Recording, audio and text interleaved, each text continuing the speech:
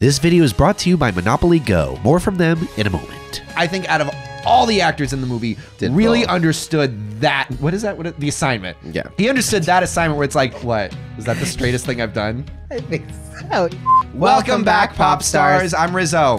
My name is Benji Jones, and I am a massive deal. See, you saying you're a massive deal makes me think you might not be a massive deal. Oh, are we going to talk about that later? No. We are here to talk about the Mean Girls musical 2024. Only a mere 20 years after the original one premiered in 2004, both written by Tina Fey. This musical movie is based on the musical. Which is based on? Based on the 2004 movie. Which is based on? Based on the nonfiction book Queen Bees and Wannabes. Which is? Written by Rosalind Wiseman. And what did she base her book on? Right. There you go. This stars Renee Rapp as Regina George. It stars the girl from The Real O'Neills as Gretchen. She plays the sister. BB Wood or Bebe Wood? This stars Conrad from... God, I didn't write his name down, but Conrad from Cousins. From The Summer I Turned Pretty. As Aaron Samuels. This stars Moana. Auli E. Carvalho. As Janice. It stars Tina Fey as our teacher again. That's correct. It stars Mr. Duvall once again as our principal. Oh my God, I forgot his name. Hold on. You said Mr. Duvall and that got me all... Tim Meadows. Jesus Christ. And also stars Angourie Rice as Katie, Avantika as Karen, and Jaquel Spivey as Damien. Okay. I had reservations going in, but an open mind as well. I had reservations for a good seat because I knew I'd love it. Wow. Before we get into that, we do have a sponsor. And we're going to get over there to that right now. No! What are you doing? I'm trying to play Monopoly on the go. I told you, if you want to play Monopoly on the go, you need to download Monopoly Go. It's a game app that allows you to play Monopoly on the go. It's got short and sweet gaming sessions of 5 to 15 minutes. You can collect cards, build cities, create your own empire. It's Monopoly like never before. And you can be the architect of your own millionaire resort. You can experience classic Monopoly visuals tailored to your phone, collect properties, build houses and hotels, draw chance cards, and you can earn Monopoly money with gameplay built for the digital age. What if I don't want to play alone and feel sad? Aww. Monopoly Go supports solo and group play. Collaborate with friends and family, achieve important milestones together, earn easy money in community chest events, and exchange entertaining stickers for incredible rewards. Just use our link in the description. Or you can use the QR code if you're viewing on a TV or a PC, and you'll receive a special starter pack. Open the doors to your millionaire resort in Monopoly Go. Install the game right now and feel like a true tycoon. 3, 2, 1. Get in, losers. We're reviewing Mean Girls. Exactly.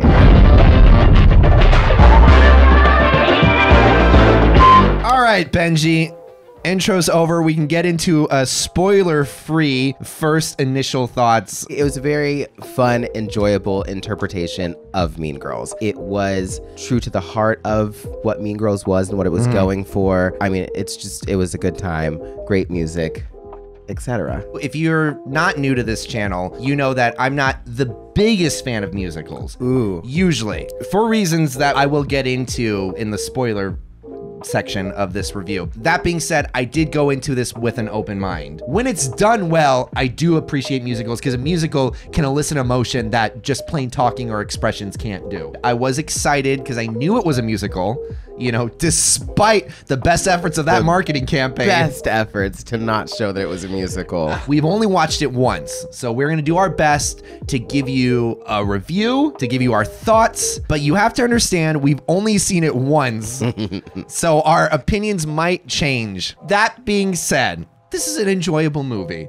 If you're excited for this movie, you should remain excited. It's a great movie. Yeah, absolutely. You're gonna have a fun time. Most of my notes are gonna be because we don't usually get such a fascinating, literally beat by beat comparison where I can actually point out what works and what doesn't work story-wise and have clear examples on both ends. But if you're going into this wanting to just have a good Mean Girls inspired time, you're gonna have a great Mean Girls inspired time. And I kept seeing people being like, all right, we don't need the straights reviews of this, which, by the way, spoiler alert, I'm a straight. I'm not, so I guess only listen to half of this. Right, only listen to half. And they were like, this is for the girls, gays, and theys. Yeah, absolutely. This is definitely a girls, gays, and theys kind of movie. Once we get into the spoiler Once we get section, into I will tell spoiler. you exactly why that is. I think that's all I can say before we get into the nitty gritty. Cool. Dance break.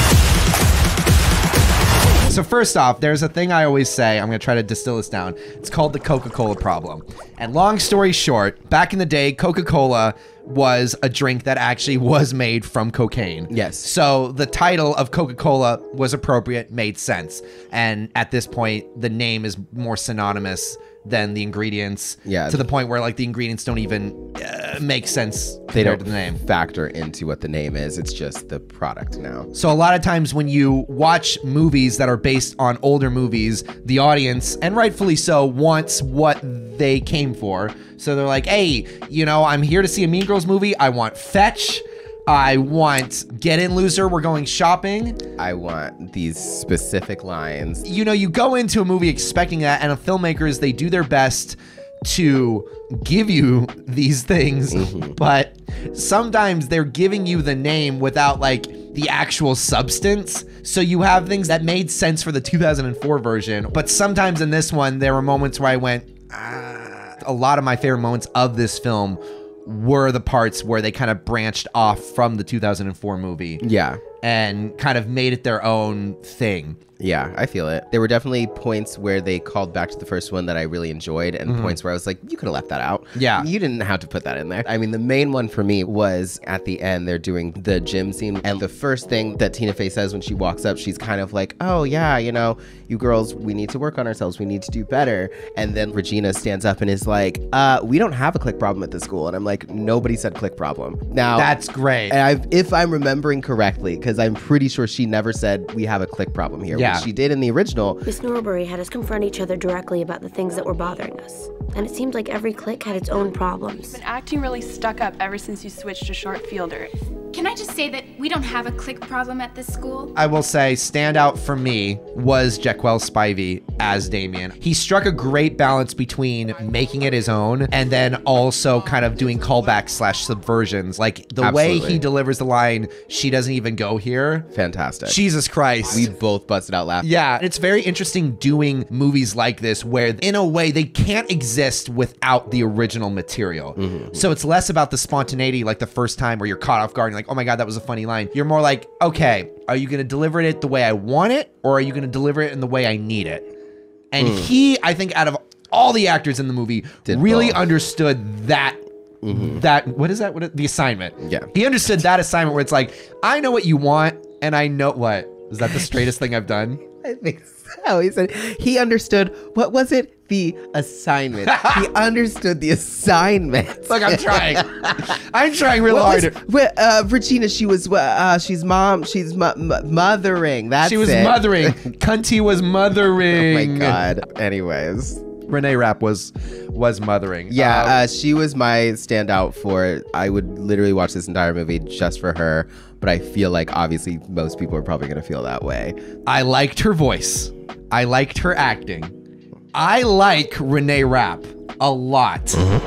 The character of Regina George felt like a nothing character compared to the original. A lot of my issues with musicals is telling, not showing. It's literally just, I am about to hear someone spend 5 minutes telling me how they feel when a movie can do it in like 5 seconds.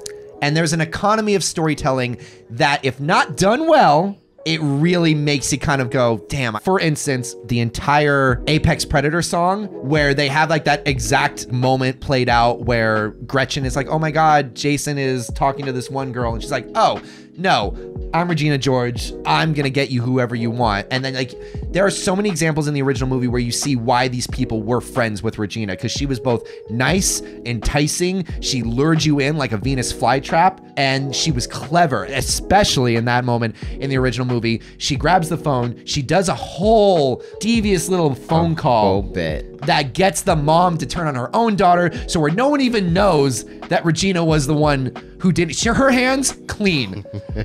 And in this movie, it literally goes like, I'm a big deal. Rawr. She growls at the girl. The girl runs away, and I'm like, okay, I mean, it's cool, but I'm like, Regina in this movie is as cool as I think theater musicals can make a character cool.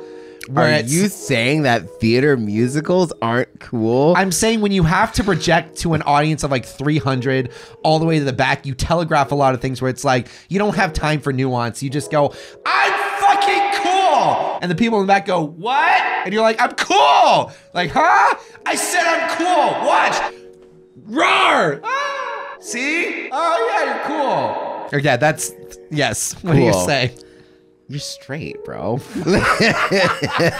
I will agree that that was a very telling of her connivingness in the way that she would kind of screw over a girl just to kind of, you know, assert her dominance, do whatever she does. So we did miss that. And in the song where she gets Taylor Waddell away from Jason, I was like, okay, I would have liked to see necessarily how she did that. Because obviously, you know, we're in the middle of like a song dream sequence. So like, which I do like those. I like how they were incorporating past things into a song and doing it quickly. But as I said, loved Renee Rapp as Regina George. I think the same thing that you say about Damien is how I feel about Renee Rapp. I feel like she very much embodied this cool, dominant Regina George, not like the, oh, I have to be sweet and trick people into thinking that I'm nice. True. She was like no, I'm better than you and you need to work for my attention. And my biggest issue with the Plastics, I didn't feel like they had much presence. That was not the actress's fault, because whenever like Avantika or BB Wood, however you say her name, whenever they were given something to do on screen, they owned it. They killed it. Renee Rapp, the same. But I don't think the film gave them a lot to do. Like, I never really once bought those three as friends the way I bought the original three as friends. They felt very much like they were included because they were in the original, but never once in this movie did they feel integral. So much so that Gretchen and Karen were turned to Katie's side in just a few beats. There wasn't any type of real scraping away of their personalities to actually turn them over. Yeah. It felt like Katie's story, and it felt like Regina's story, but never Regina and Katie's story. It felt like they were two separate characters in two films who just very casually were connected by a very casual Janice. Like, the film very much felt like, yeah, we're following the beats, but none of the characters had the bite or like the drive that actually set that original film in motion. I feel like Janice was so sanded down as a character. She wasn't driving the plot the way the original one did.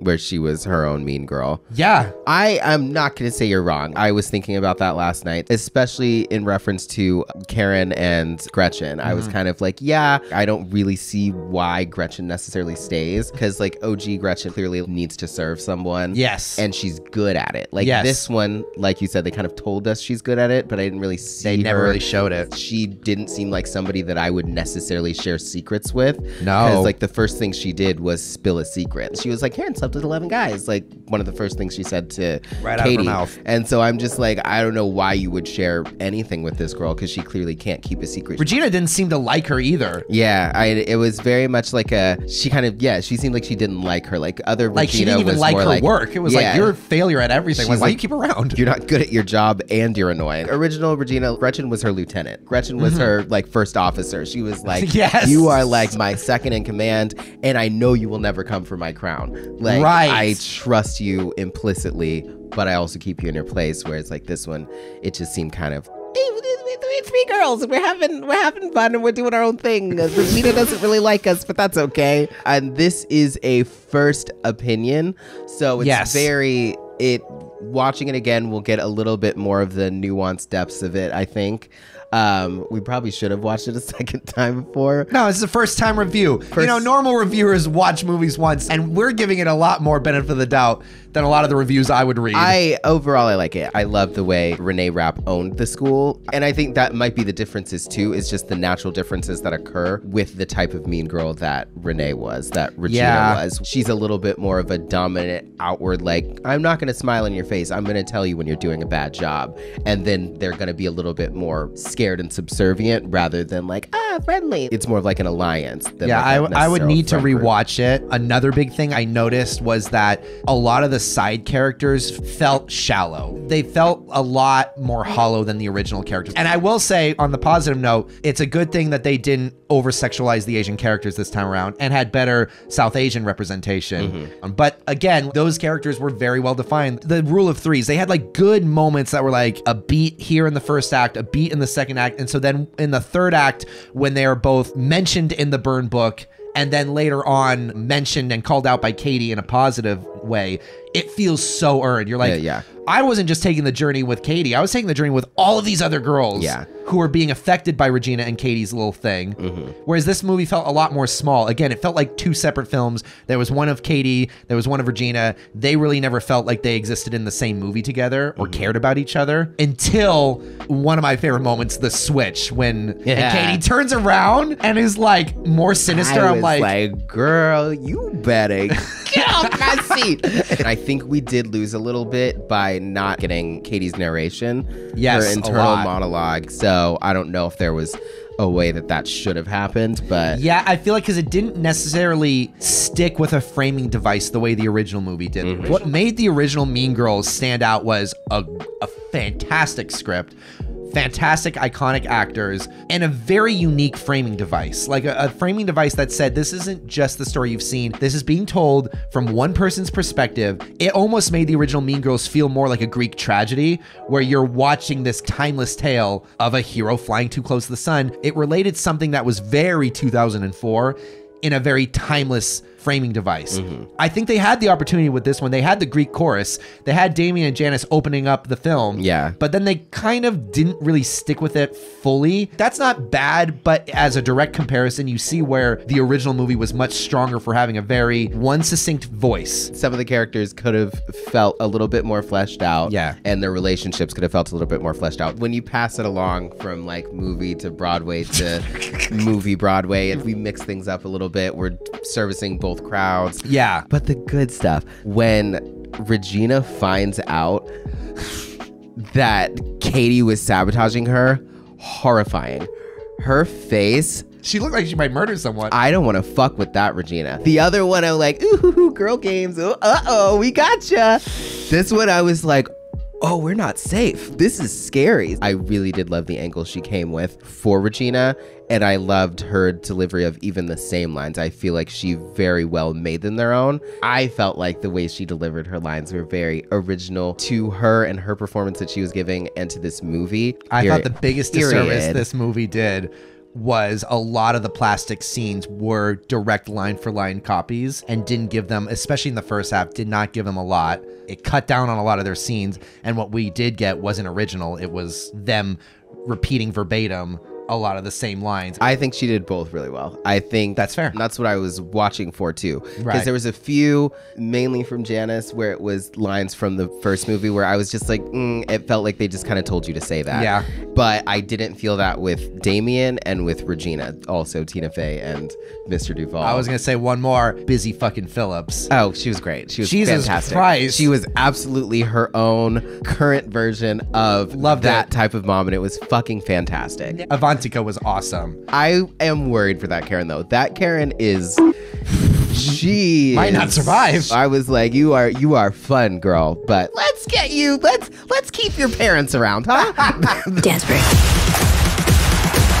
In the end, it was the best reinvention for 2024 that it could be. I think there is a discussion to be had on how you can portray true nastiness in film and media nowadays versus how it was portrayed back then. Again, I feel like they defanged this movie a lot. The original movie, they were dropping are bombs, that's a whole other discussion, because when you watch these movies, they are comforting. You don't want to be, especially as a girl, gay or they, you don't want to be seeing someone saying the F slur or the R slur. You want to be able to enjoy a movie and not be hit with the same shit you're hit with in real life. Which they don't say the F slur in the first movie. Do they not say? No. They're just saying a lot of like queer slurs. Yeah. On one end, okay, good. On another end, it kind of makes the mean girl feel less mean. Regina in this was a mean girl, and I think Mean Girls was like a clever, semi-ironic title originally, because they seem like such nice girls, but wait, they're actually mean, and we have to learn why it's called Mean Girls. Right. Where in this one, it was like, oh no, that bitch is mean. Yeah. Like, that's just straight up, she's Mean Girls. I feel like it's a more current approach because of the fact that it's taking place in a world where women are like, I don't have to smile at you. I'm going to tell you that you're fucking annoying and you need to speak in your real voice. Stop dropping your voice. We're all annoyed. I'm still more scared of the original Regina, because that Regina, she was playing 4D chess, that original Regina. Whereas this Regina would just take the chessboard and toss it. Fantastic. I love the I love options. I love the one that is just going to beat you in chess every time, and while she's doing that, she's siphoning money out of your account.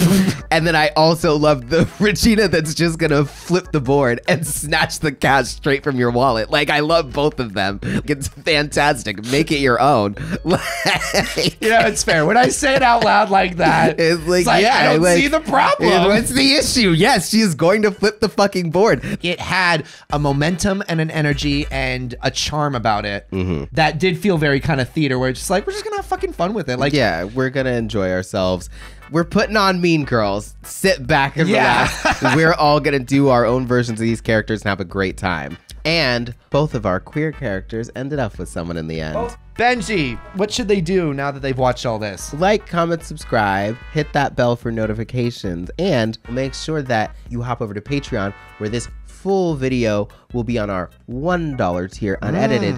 And if you don't want to pay anything, you can go listen to this wherever you listen to your podcasts. Exactly. And it will be there for free. You can listen to the whole thing as an option for you. That's right. Until next time, I'm Rizzo. I'm Benji. Sweet dreams, pop stars. Keep singing Regina George.